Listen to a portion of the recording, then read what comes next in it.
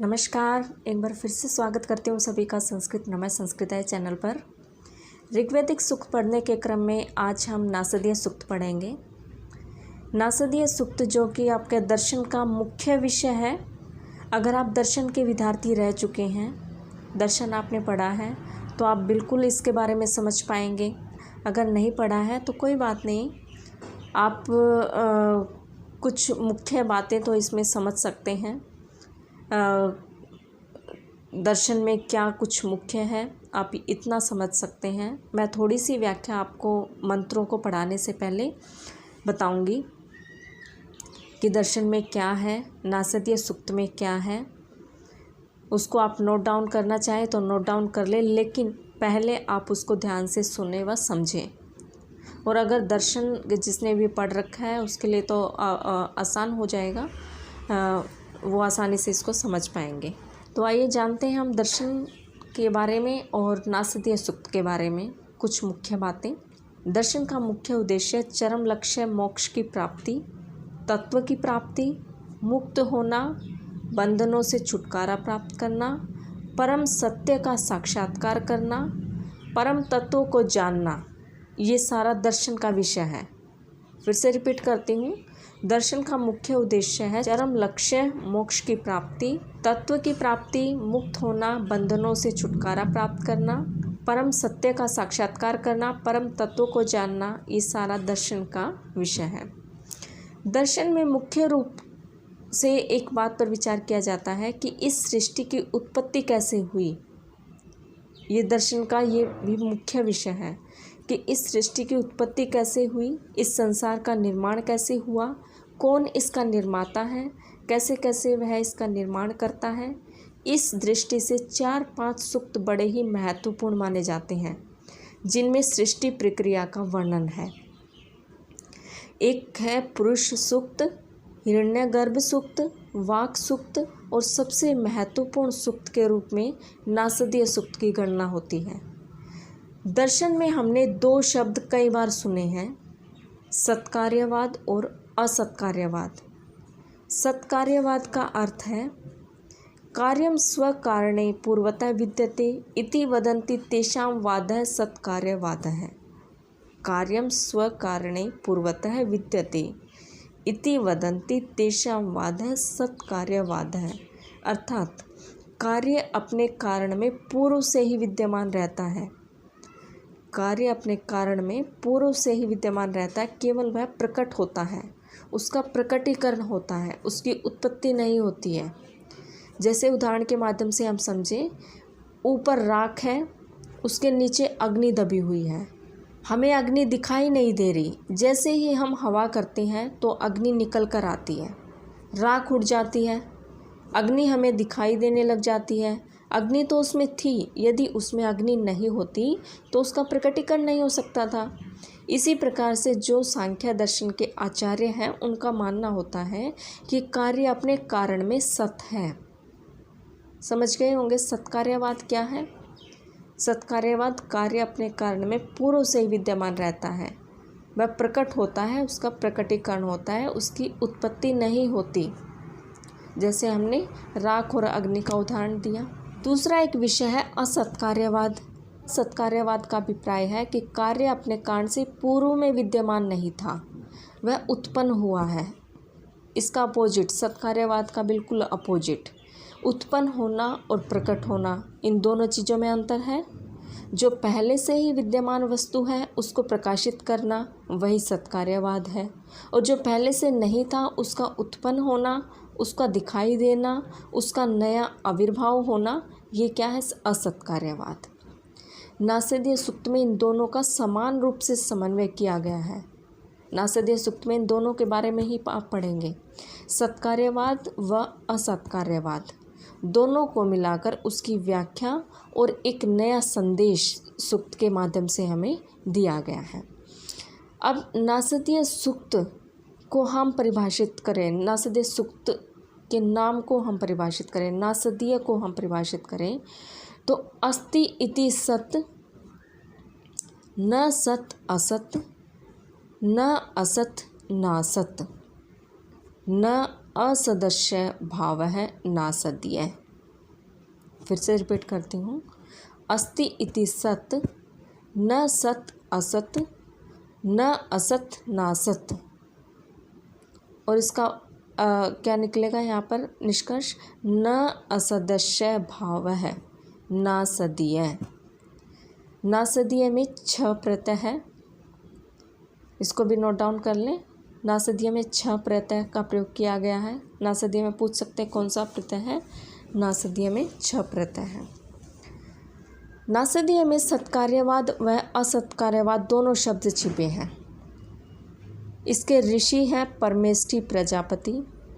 ऋषि, जब हम मंत्र की व्याख्या करते हैं तो हमें ज़रूर ध्यान में होना चाहिए कि क्योंकि ऋषि वह होते हैं जो उस मंत्र का साक्षात्कार करते हैं।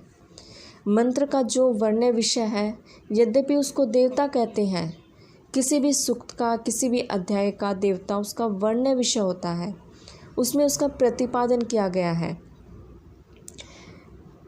लेकिन ऋषि को समझने के बाद उसका अर्थ और भी अधिक सहज हो जाता है, क्योंकि यहाँ परमेष्ठी प्रजापति ऋषि हैं, देवता है सृष्टि स्थिति प्रलयकर्ता परमात्मा, अर्थात परमेष्ठी प्रजापति स्वयं इन ऋचाओं में या इन मंत्रों में कर रहे हैं।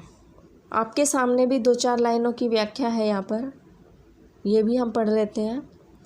ब्रह्मांड एक खुला स्थान है जिसकी कोई सीमाएं नहीं है, कोई अंत नहीं है। इसकी लंबाई, चौड़ाई, ऊंचाई और गहराई अनंत है, पर इसकी रचना कैसे और क्यों हुई? नासदीय सूक्त है, जो कि सृष्टि की रचना के मंत्र के रूप में भी जाना जाता है। ऋग्वेद के 10वें मंडल का 129वां सूक्त है। इसका संबंध ब्रह्मांड, विज्ञान और ब्रह्मांड की उत्पत्ति के साथ है। याद रखिएगा, एक एक लाइन आपके लिए महत्वपूर्ण है। हर लाइन में प्रश्न छिपा हुआ है और आंसर छिपा हुआ है, तो आप इन चीज़ों का ध्यान में रखकर रिवीजन करें कि नासदीय सूक्त में किस चीज़ का वर्णन है। मुख्य रूप से ब्रह्मांड का, ब्रह्मांड की उत्पत्ति का, सृष्टि की रचना का, कौन से मंडल से हैं, 10वें मंडल से, कौन से वेद के कौन से मंडल से, ऋग्वेद के 10वें मंडल से, कौन सा सूक्त है, 129वां सूक्त है। ब्रह्मांड, विज्ञान और ब्रह्मांड की उत्पत्ति के साथ है इसका संबंध। और भी व्याख्या जो मैंने यहाँ पर पहले बताई है वह भी बहुत ही महत्वपूर्ण है। एक एक लाइन महत्वपूर्ण है, ध्यान में रखें आप। सत्कार्यवाद, असत्कार्यवाद के बारे में जो व्याख्या मैंने यहाँ पर की है वो भी आपको समझ आनी चाहिए, पता होना चाहिए। तो आइए हम अब नासदीय सूक्त के 7 मंत्रों की हिंदी में संक्षिप्त व्याख्या करते हैं। टोटल 7 मंत्र हैं नासदीय सूक्त में। ये भी प्रश्न महत्वपूर्ण है कि नासदीय सूक्त में टोटल मंत्रों की संख्या कितनी है? 7। इनको हम एक एक करके यहाँ जानते हैं। न असत आसीनो सदासित तानिम, न आसीद रजो नो व्योमा परो यत, किम आवरिवः कुह कश्य शर्मन अम्बः, किम आसीत दहनम गभीरम। इस जगत की उत्पत्ति से पहले ना ही किसी का अस्तित्व था और ना ही अनअस्तित्व। वही बात आ गई, सत भी नहीं था और असत भी नहीं था। मतलब इस जगत की शुरुआत किससे हुई थी? शून्य से हुई थी। तब ना हवा थी, ना आसमान था और ना उसके परे कुछ था। चारों ओर समुद्र की भांति गंभीर और गहन, बस अंधकार के अलावा कुछ नहीं था। अब पहले मंत्र में तो यही बताया गया है।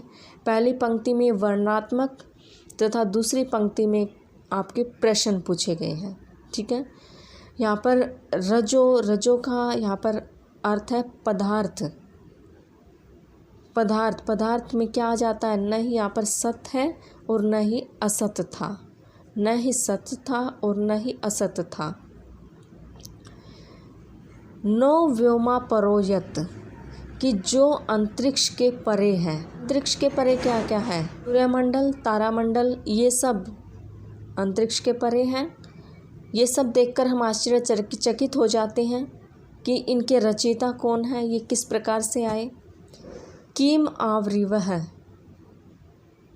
कि किम क्या, ऐसा क्या था, जिससे कि आवृव है आच्छादित होना, ढका हुआ होना, कि जिससे यह सारा ब्रह्मांड आच्छादित था।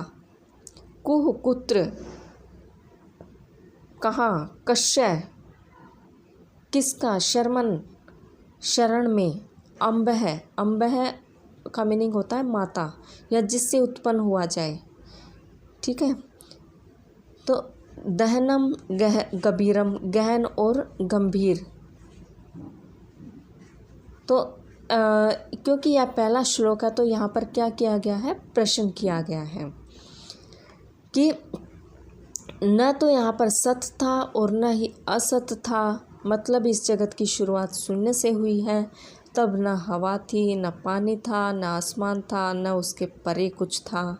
चारों ओर समुद्र की भांति गहन अंधकार के अलावा कुछ भी नहीं था। आगे बढ़ते हैं। न मृत्युर आसीत अमृतम न तरहि न रात्रा अहन आसीत प्रकेतः आनिद्वातम स्वधया तद एकम तस्माद् अन्यत्र परः किंचन अस। कि उस समय न मृत्यु थी और न ही अमरता। न मृत्युर आसीत अमृतम न तरहि, कि उस समय न ही मृत्यु थी और मृत्यु नहीं थी तो अमृत भी नहीं था, अमरता भी नहीं थी। मतलब न ही पृथ्वी पर कोई जीवन था और न ही स्वर्ग में रहने वाले अमर लोग थे। इसका मतलब ये है। न रात्र्या अहन आसित प्रकेत है, और उस समय दिन और रात भी नहीं थे। प्रकेत है अर्थात चिन्ह, रात्रि और दिन का कोई चिन्ह नहीं था। अन आदिवातम स्वध्यात्यद एकम तस्मात् अन्यन पर किंचनास।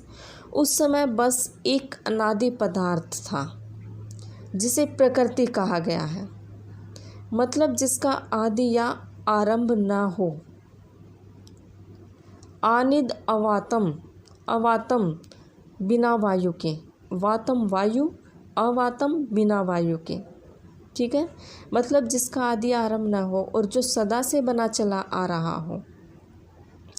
अर्थात न मृत्यु थी और मृत्यु नहीं थी तो अमृत भी नहीं था, अमरता भी नहीं थी। जैसे कुछ चीज़ें सापेक्ष हैं, दिन है तो रात है, सुख है तो दुख है, मान है तो अपमान है, ठीक है। प्रकेतः का मीनिंग है यहाँ पर चिन्ह, रात्रि और दिन का कोई चिन्ह नहीं था। अनादिवातम, अवातम अनादि, अर्थात बिना वायु के, अर्थात जो प्राणी थे वो बिना वायु के श्वास प्रश्वास ले रहे थे। उस समय वायु नहीं थी, क्योंकि उस समय क्या था, पंच तत्वों का निर्माण नहीं हुआ था। पंच तत्व कौन से हैं, आकाश, वायु, जल, अग्नि, पृथ्वी, ये पंच तत्व, इनका निर्माण नहीं हुआ था। स्वधया, स्वधया अर्थात परमात्मा की शक्ति, परमात्मा की शक्ति से ही यह सारा प्राणी जगत चल रहा था, ठीक है। तो आप समझ गए होंगे। उस समय न मृत्यु थी और न ही अमरता, मतलब न ही पृथ्वी पर कोई जीवन था और न ही स्वर्ग में रहने वाले अमर लोग थे। उस समय दिन और रात भी नहीं थी। उस समय बस एक अनादि पदार्थ जिसे प्रकृति कहा गया है, मतलब जिसका आदि आरंभ ना हो और जो सदा से बना चला आ रहा हो। आगे बढ़ते हैं। तम आसित तमसा गूढ़म, गूढ़म अग्रे प्रकेतम सलिलम सर्वा इदम। इसका अन्वय करें तो तम आसीत तमसा गूढ़म अग्रे प्रकेतम सलिलम सर्वम आ इदम तुच्छ्ये नाभो अपिहितम यद आसीत तपस आस्तन महिन अजायते कम। तुच्छ्ये अर्थात खालीपन, शून्य, नाभि में छिपा हुआ जो था, नाभु, नाभु नाभि में जो छिपा हुआ था। अप्रकेतम कोई चिन्ह नहीं था सृष्टि का, यह सब कुछ जल ही जल था। सलिलम सर्वा आ इदम, सब कुछ चारों ओर क्या था, जल ही जल था। शुरू में सिर्फ अंधकार में लिपटा अंधकार, तमसा अर्थात अंधकार, अग्रे, अग्रे अर्थात पहले, सृष्टि की उत्पत्ति से पहले। तम आसीत तमसा, तम भी अंधकार, तमसा भी अंधकार, अंधकार में लिपटा अंधकार, और वो जल की भांति अनादि पदार्थ था। सलिलम सर्वा आ इदम, जिसका कोई रूप नहीं था। अर्थात जो अपना आयतन न बदलते हुए अपना रूप बदल सकता है। फिर उस अनादि पदार्थ में एक महान निरंतर तप से वो रचयिता परमात्मा भगवान प्रकट हुए। अजायते एकम प्रकट हुए, ठीक है। अजायते जो जन्म नहीं लेता, अजायते जो जन्म नहीं लेता, प्रकट होना, ठीक है। फिर उस अनादि पदार्थ में एक महान निरंतर तप से, अपनी तपस्या से वो रचयिता प्रकट हुए, परमात्मा प्रकट हुए, भगवान प्रकट हुए। समझ गए होंगे। बिल्कुल इंटरेस्ट लेके आप पढ़ें इसको, अपनी संस्कृति के बारे में, अपने विज्ञान के बारे में, सृष्टि की रचना कैसे हुई, किन किन का यहाँ पर योगदान रहा, किसका योगदान मुख्य रूप से रहा, ये सारी चीज़ें इसमें बताई गई हैं। आप बिल्कुल ध्यान से इंटरेस्ट लेके पढ़ेंगे तो समझ आ जाएगा। एक एक मंत्र का एक एक शब्द आप बिल्कुल अच्छे से समझें, आपको दिमाग में होना चाहिए। आगे बढ़ते हैं। कामः तत् अग्रे संवर्तता अधि मनसो रेतः प्रथमं यत् आसीत् सतो बंधुम असति निर्विंदन हृदि प्रतीक्षा कव्यो मनीषा। कि सबसे पहले रचयिता को कामना, विचार, भाव, इरादा आया सृष्टि की रचना का, जो कि सृष्टि उत्पत्ति का पहला बीज था। इस तरह रचयिता ने विचार कर अस्तित्व और अनअस्तित्व की खाई पाटने का काम किया। इसको अगर अन्वय करें तो हम कामः तत् अग्रे सम अवर्तताधि मनसो रेतः प्रथमं यत् आसीत् सतो बंधुम असति निरअविंदन हृदय प्रतीक्षा कव्यो मनीषा। अग्रे सृष्टि की रचना से पहले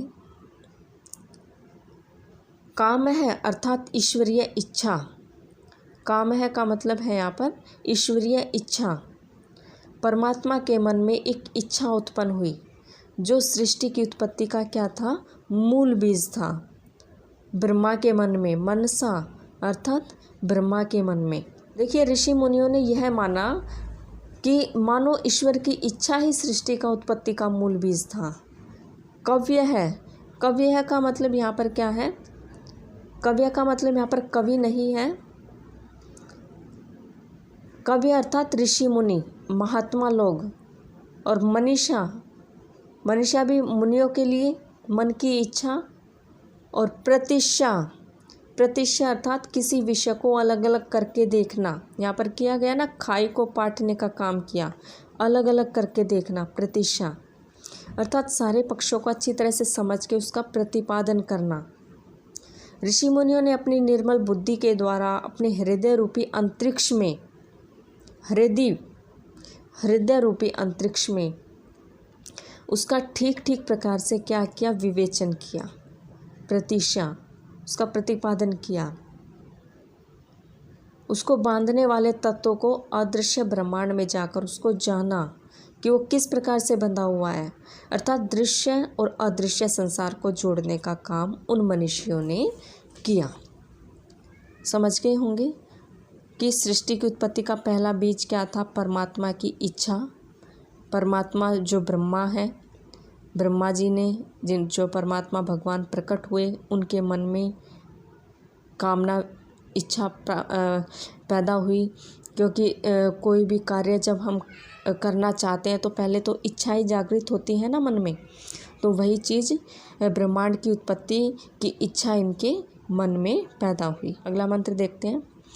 तिरश्चिन्ह विततो रश्मिर एषाम अधः स्वीत आसीद ऊपरी स्वीत आसीत रेतोधा आसन महिमान आसन स्वधा अवस्थात प्रयति परस्तात। फिर उस कामना रूपी बीज से चारों ओर सूर्य की किरणों के समान ऊर्जा की तरंगें निकली, जिन्होंने उस अनादि पदार्थ या प्रकृति से मिलकर सृष्टि रचना का आरंभ किया। इसका अन्वय देख लेते हैं। तिरश्च इनो विततो रश्मि येषाम अधः स्वित आसीत ऊपरी स्वित आसीत रेतोधा आसन महिमान आस अंत स्वधा अवस्थात प्रयति परस्तात। तिरस, तिरस अर्थात टेढ़े मेढ़े, इस श्लोक में सृष्टि का प्रारंभ होना शुरू हो गया था।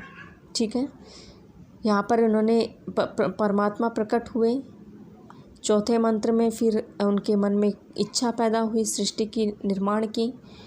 पांचवें मंत्र में सृष्टि का आरंभ होना शुरू हो गया। चारों ओर परमात्मा की प्रकाश रूपी टेढ़ी मेढ़ी किरणें फैलती जा रही थी। जिस प्रकार से सूर्य की किरणें इधर उधर टेढ़ी मेढ़ी फैलती हैं। रश्मिर एशाम अधः, अधः नीचे, ऊपर ही ऊपर, कि ऊपर भी किरणें थी और नीचे भी किरणें थी। वही परमात्मा ही सृष्टि का बीज धारण करने वाले थे, महातत्व से युक्त थे। ठीक है, देखिए संसार में ईश्वरीय सत्ता को छोड़कर बाकी दो सत्ताएं हैं, एक जीव और प्राणी जगत और दूसरा है जड़ जगत। यहाँ पर स्वधा का यहाँ पर क्या है, स्वधा अवस्था अर्थात भोग्य संसार। स्वधा अर्थात भोग्य संसार, भोगने वाला संसार। भोग्य संसार नीचे है और प्रियति अर्थात चैतन्य संसार, जीव जगत परस्तात ऊपर है। तो इसमें यही कहा गया है कि फिर उस कामना रूपी बीज से चारों ओर सूर्य की किरणों के समान ऊर्जा की तरंगें निकली और जिन्होंने उस अनादि पदार्थ, महान पदार्थ प्रकृति से मिलकर सृष्टि की रचना का क्या किया, आरंभ किया। आगे बढ़ते हैं। छठा मंत्र। को अधा वेद क इह प्रवोचत कुत अजाता कुत इयं विसृष्टि अर्वाक देवा अश्य विसर्जनेन आथा को वेदयत आबभूव। अभी वर्तमान में कौन पूरी तरह से ठीक बता सकता है कि कब और कैसे हुई इस विविध प्रकार की सृष्टि की उत्पत्ति और रचना हुई, क्योंकि विद्वान लोग तो खुद सृष्टि रचना के बाद आए हैं। जो देवता लोग हैं, अर्वाक देवा, जो देवता लोग हैं वो तो सृष्टि के बाद आए हैं, कौन बता सकता है फिर।